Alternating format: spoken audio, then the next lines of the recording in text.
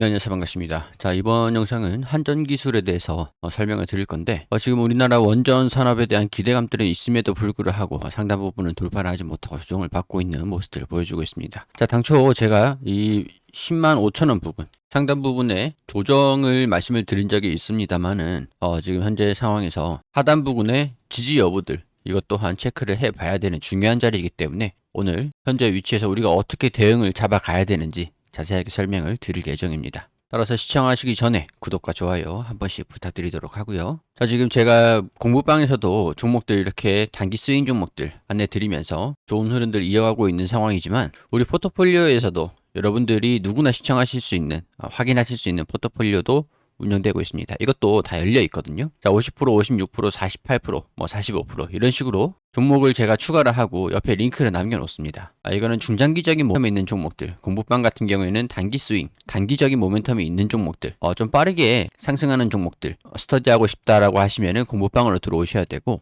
자, 영상을 촬영을 하면서 이렇게 포트폴리오를 운영하는 것들, 물론 이제 이렇게 하락하는 종목들도 나오고 있습니다만 주식이라는 게 항상 상승을 할 수만은 없는 거기 때문에 한전기술 같은 경우도 마찬가지입니다. 과거에 이런 식으로 하락하는 상황이 있긴 했었는데 다시 접근을 해가지고 다시 이 하락분을 가져오는 이런 식으로 진행을 계속하고 있어요. 그리고 저희 채널에서도 지속적으로 올려드리면서 대응 전략들, 그래서 이번 영상들처럼 안내드리고 있으니까 참고해 주시면 되고, 포트폴리오 같은 경우는 우리 영상 하단에 댓글 클릭하시면 이런 페이지가 나오게 됩니다. 해당 페이지에서 공부방 입장하기 이 링크 클릭하시면은 우리 공부방으로 바로 입장 가능하시고요. 이 아래에 포트폴리오 링크 클릭하시면 언제든지 제가 종목들 추가를 하고 이렇게 정산을 해 놓는 것들 바로 확인하실 수가 있습니다. 참고하시고자 하시는 분들은 공부방 오셔가지고 같이 공부하시면서 어떻게 대응을 잡아가야 되는지 장중에도 계속 안내를 드리고 있기 때문에 오셔서 공부하시면서 함께 하시면 좋을 것 같습니다. 자, 우리 한전기술 같은 경우에 여러 가지 모멘텀들이 있는데, 한전기술 같은 경우는 한국전력의 계열사입니다. 원자력 개통 설계 기술을 보유한 기업이라고 보시면 될 것 같고, 원자로 뿐만 아니라 화력, 신재생에너지 사업들도 하고 있고, 소규모 SMR, 여기도 관련 업종으로 관련 사업들을 영위를 하고 있습니다. 이제 체코 신규 원전, 이 관련된 소식들도 있었는데, 하나하나 좀 설명드리면, 우리가 체코 원전을 수주를 완전히 받은 상태이긴 하죠. 하지만 이게 지금 당장 수주로 이어지고 있는 상황은 아닙니다. 수주로 오기 위해서 다소 시간이 좀 필요한데, 세부적인 요건들은 확정이 됐습니다. 이 수주를 받기 위해서 이제 건설 계획이 진행이 돼야 되는데, 이 수주가 연말께는 들어올 것으로 보고 있는 상태예요. 그러니까 연말에 수주가 들어오게 되면은 3분기는 아마 어려울 것 같고 4분기 예상을 하고 있는데 4분기 이후부터 내년에 대한 실적 기대감들이 있는 상태이긴 합니다.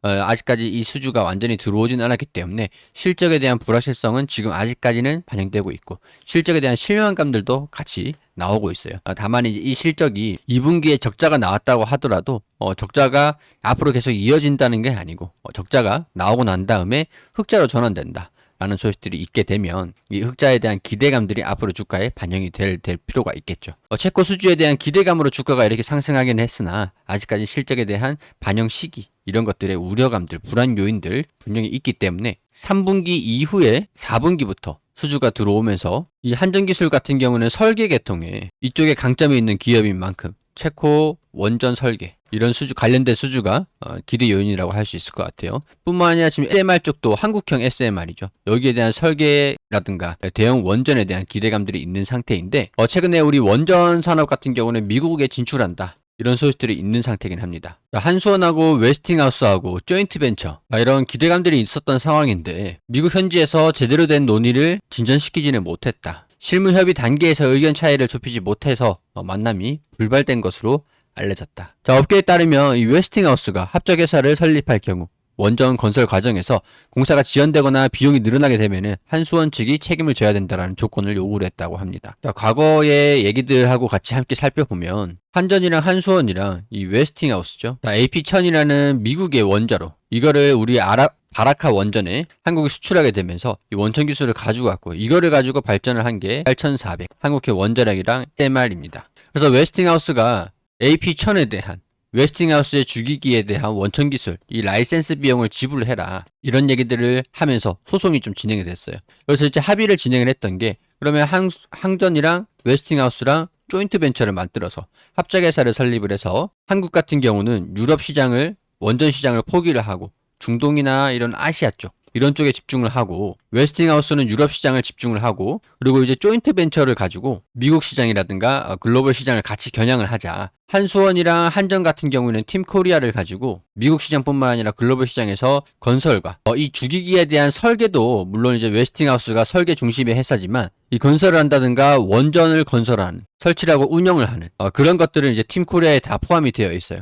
그래서 우리는 이런 쪽으로 설계뿐만 아니라 원전 설계뿐만 아니라 건설이라든가 운영, 보수 이런 것들을 집중을 할 테니 너는 이 설계 라이센스 비용을 가져가라. 그래서 조인트 벤처를 설립을 하자. 그러니까 이런 식으로 합의가 됐거든요. 근데 여기에서 이 건설, 운용 이런 상황에서 건설 기간이 연기가 돼가지고 비용이 증가된다. 건설 기간이 연기가 되면은 인건비라든가 상업시설로 이렇게 운영을 하면서 수익이 발생된 것들로 금융비용들, 그러니까 건설 비용들을 우리가 금융비용으로, 그러니까 예를 들어서 대출로 이렇게 조달을 했다고 한다면 대출에 대한 이자가 있잖아요. 투자에 대한 이자가 있잖아요. 이런 리스크들은 한전이랑 한수원 너네가 다 부담을 해라.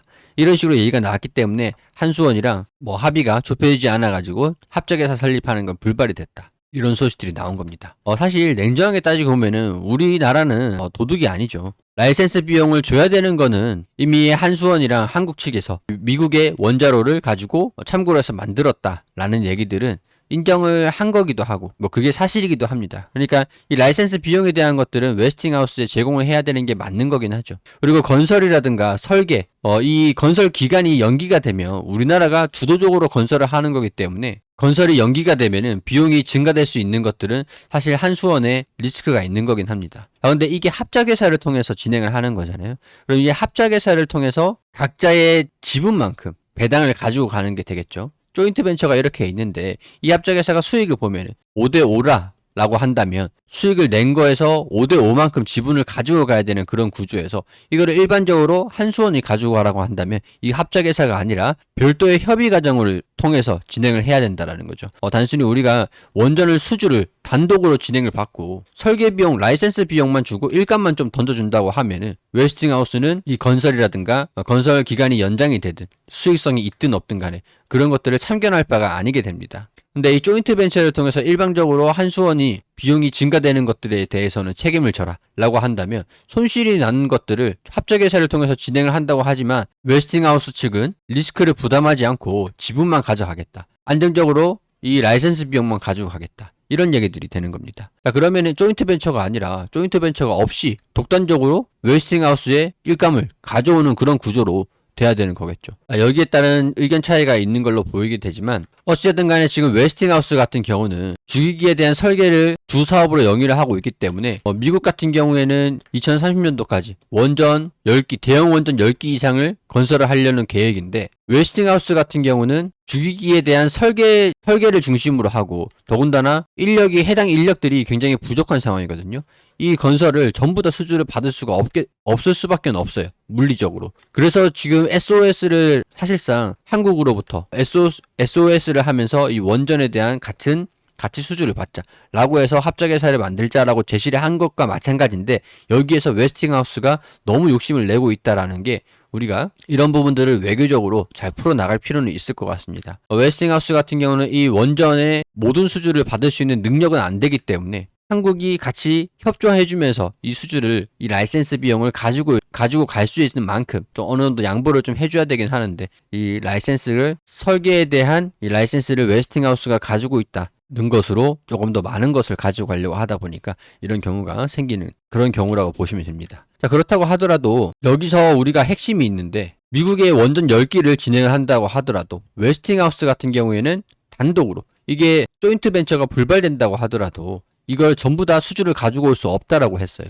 이 합작회사를 통해서 한국이 가지고 올 수 있는 것들은 미국 원전으로 진출을 하면서 세부 내역에서 이 모든 수주의 원자로가 조인트 벤처로 들어가는 게 웨스팅하우스가 가지고 있는 AP1000이 아니라 한국형 원자로인 A1400을 들고 간다. 그렇게 될 경우엔 웨스팅하우스의 라이센스 비용이 들어가는 게 아니라 일부 라이센스하고 어느 정도 일감이 들어가는 거죠. AP1000을 조인트 벤처가 이 AP1000을 수주를 받는다고 한다면 미국 원전에서 AP1000을 수주받는다고 한다면 웨스팅하우스에 수주 배당되는 금액이 더 클 겁니다. 벤처에서 돈을 줘야 되니까 수주를 웨스팅하우스 이 주기기를 수주를 하겠죠. 그런데 APR 1400을 수주를 한다면 여기에 주고 어느 정도 라이센스 비용은 웨스팅하우스가 가져가는 이 비율이 조금 다를 겁니다. 근데 조인트 벤처를 통해 가지고 이 웨스팅하우스가 AP1000 미국형 원자로만 공급을 해야 된다 라는 조항이 있다면 조금 불리하겠지만 8400을 공급을 할 수 있다 라고 한다면 건설이라든가 설계, 운용 이런 거에서 리스크가 우리가 조금 더 리스크를 가져갈 수 있는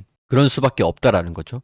그러니까 지금 나와준 소식이 AP1000에 대한 합작회사에서 AP1000만 공급을 해야 되는데 우리가 이 건설 비용이 증가되는 거에 부담을 해야 되는 상황인 건지, 아니면 한국형 원자로를 공급하는 데에서 건설 이 비용 아니 이 모든 거에서 건설 리스크들을 한국이 가져가야 되는 건지, 이런 것들은 아직까지 밝혀지진 않았기 때문에 조금 더 살펴봐야 되는 것들이고, 그리고 웨스팅하우스 입장에서도 이 합작회사를 설립하지 않는다고 한다면 미국 원자로 10기 이 거대한 시장을 다 포기하는 것과 마찬가지이기 때문에 이거를 받는다고 하면 특히 유럽에 공급을 해야 되는 유럽 원전을 거의 포기해야 되는, 양쪽 다 가지고 갈 수 없는 상황이 발생이 될 수 있기 때문에 웨스팅하우스 같은 경우도 한국이 좀 강경하게 나간다고 하더라도 완성 인력이 부족한 그런 상황에서 불리한 입장일 수밖에 없기 때문에 결과적으로는 둘 다 원만하게 합의가 될 거라고 예상을 하시면 될 것 같습니다. 지금 이런 리스크는 한수원 몫이다. 이 내용을 보시면은 미국 측이 원전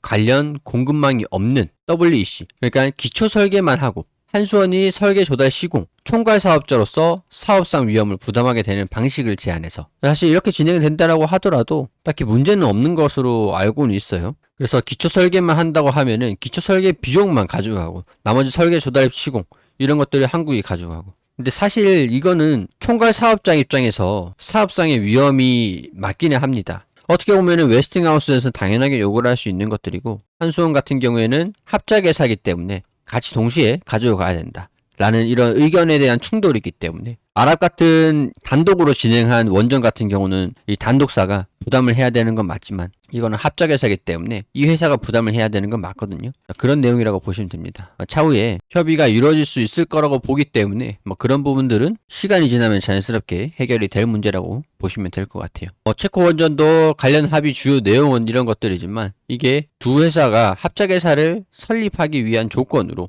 이렇게 시장을 나누자, 양분하자라는 그런 내용이기 때문에 결국에는 긍정적으로 해결이 되지 않을까, 그런 생각들이 좀 들긴 합니다. 낙관적인 생각들. 어찌됐든 간에 상당 부분에서 11만원 부분들에서 조정을 좀 받긴 했었는데 당시에는 외국인이나 기관이나 차익 실현 매물들이 같이 나오긴 했습니다. 근데 이제 추세적인 하단 부근에서 외국인들이 오늘은 약간 순매수하는 모습들을 보여주고 있고, 물론 이제 장이 종료가 돼야 확인할 수 있는 내용들이겠지만 매수 매도를 반복하면서 지금 숨고르기 흐름들, 손바뀜 흐름들이 좀 보여주고 있거든요. 좀 털어내게끔 유도를 하는 것들 같기도 하고, 순매수를 하면서 주가 하락을 방어하는 모습들도 보여주고 있는 것 같기도 하고, 추가 상승은 좀 제한적인 모습들을 보여주고 있으면서 주가가 좀 올라가게 되면은 매수를 하면서 장 초반에 매수를 하면서 주가가 좀 올라갔다면 상승세를 좀 제한시키는 그런 모습들을 보여주고 있습니다. 이거는 확연히 주가가 떨어지고 있는 주가 하락에서 매도 물량을 던지는 것들과 차이가 나는 그런 움직임이기 때문에 이런 의도들을 생각을 해봤을 때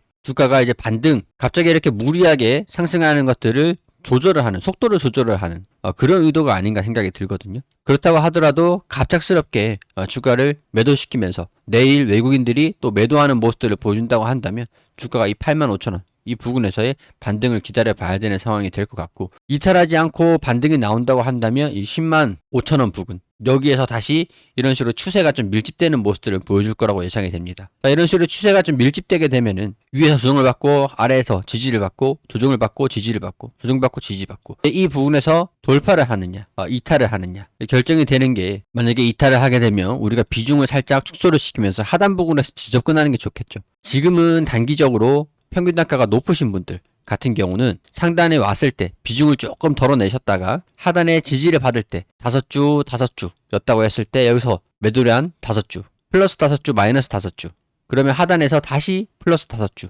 그렇게 되면 평균 단가가 높은 분들 같은 경우에는 평균 단가를 낮출 수 있는, 반등이 나왔을 때 마이너스 5주, 그리고 여기에서 돌파를 하면은 플러스 5주, 이탈을 하면은 또 마이너스 5주, 이런 식으로 사고팔고를 반복하면서 평균 단가를 조절을 하는 게 지금으로서는 현명한 대응 전략이다 라고 지난 영상에서도 말씀드렸지만 이번 영상에서도 이렇게 설명을 드릴 수 있을 것 같아요. 주식은 항상 대응이라고 생각을 합니다. 자, 이런 식으로 추세가 이런 식으로 이어지잖아요. 주가라는 게 상승 추세인 상태에서 이 전고점을 돌파하는 모습들을 보여줘야 되고, 전고점에 지지를 받아줘야 되는 거죠. 그리고 차후에 조정을 받을 때 이 전고점과 지지를 받았던 이 부근에서 반등이 나와주면서 주가가 이렇게 회복하는 모습들을 보여줄 필요가 있다는 겁니다. 자, 그러면 단기적으로 우리가 대응을 잡아갈 수 있는 방법들은 주가가 내가 여기서 플러스 5주다. 플러스 5주. 자, 그럼 조정을 받을 때 이 추세적인 하단에서 반등이 살짝 나와줄 때 10주를 가지고 있는 것 중에서 여기서 이탈을 만약에 한다고 하면은 마이너스 5주를 하면서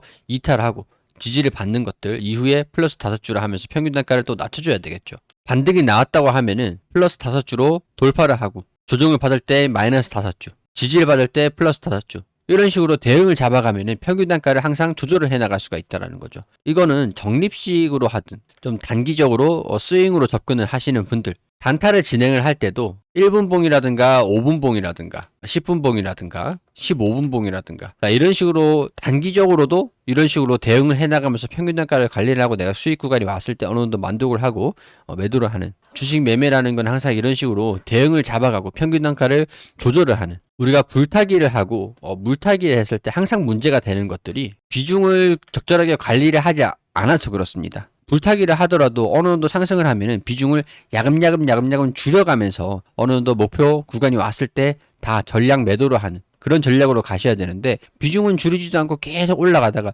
떨어질 때고 반등이 나올 때까지 그냥 기다린다 생각하고 이탈을 해버리니까 수익이 났다가 손실로 전환이 되는 그런 과정이 진행이 되는 거고 이때 문제가 되는 거는 불타기를 하면서 비중이 높은 상태에서 손실로 전환되는 게 가장 큰 리스크라는 거죠. 물타기 같은 경우도 마찬가지입니다. 주가가 계속 하락하면서 계속 이제 반등이 나올 거라 생각하고 비중을 확대를 시키면서 비중은 축소하지도 않으면서 확대만 시키기만 하니까 비중이 커지면서 손실이 커지게 되는 그런 상황이 올 수 있다는 거죠. 항상 비중을 채웠으면 비중을 낮추는 것도 전략적으로 고민을 해보셔야 된다는 거죠. 지금 이 구간에서 우리가 돌파를 하는지 조정을 받는지 이탈을 하는지 여기 포인트라고 말씀을 드리는 것들이 우리가 비중에 대한 결정을 하실 수 있는 구간이다 라는 거예요. 저는 이 부근에서 반등이 나와줄 수 있을지 이탈을 하는지 이거는 한 2, 3일 정도 내에 결정이 될 거라고 생각을 하기 때문에 적어도 이런 것들은 확인을 하고 제가 포트폴리오 관리를 계속 해드리고 있는데 포트폴리오에 추가를 할지 말지 결정을 하도록 하겠습니다. 포트폴리오 같은 경우는 이런 식으로 관리를 계속 해드리고 있는데 한전기술을 추가를 한 지 얼마 되지는 않았어요. 8월 6일 지금 이제 8월 말일인데 추가적으로 상승할 수 있을 가능성도 있기 때문에 지금은 지켜보도록 하고 반등에 대한 여지가 나온다고 하면 다시 추가를 해서 체크해 볼 예정입니다. 자, 그때 되면 이 공부방에서도 올려드릴 수 있도록 할 테니까 들어오고자 하시는 분들은 해당 링크 우리 영상 하단에 댓글 클릭하셔가지고 포트폴리오 여기 링크 클릭하시면 바로 확인할 수가 있고 공부방은 이거 클릭해서 바로 들어오실 수가 있으니까 이런 노하우라든가 시장에 대한 분석들 계속 올려드리니까 오셔가지고 함께 하셨으면 좋겠습니다. 도움이 되셨으면 좋겠고 도움이 되셨다면 구독과 좋아요 제가 차후에도 한전기술 움직임들을 보면서 브리핑을 해주시길 바라신다면 구독과 좋아요 부탁드리고 뿐만 아니라 다른 좋은 종목들 계속 이렇게 올려드리고 있습니다. 궁금한 종목 있으시면 오셔가지고 보시면 좋을 것 같아요. 저에게 피가 되고 살이 되는 거는 여러분들의 댓글, 응원의 댓글이 저에게 굉장히 많은 도움이 됩니다. 도움이 되셨다면 댓글로 화이팅이라든가 여러분들의 투자 의견, 상승할지 하락할지 이런 의견들 댓글로 남겨주시면 감사할 것 같습니다.